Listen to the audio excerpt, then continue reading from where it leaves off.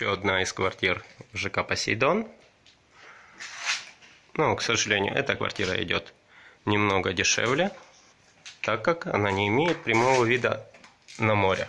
Хотя вид на море также присутствует.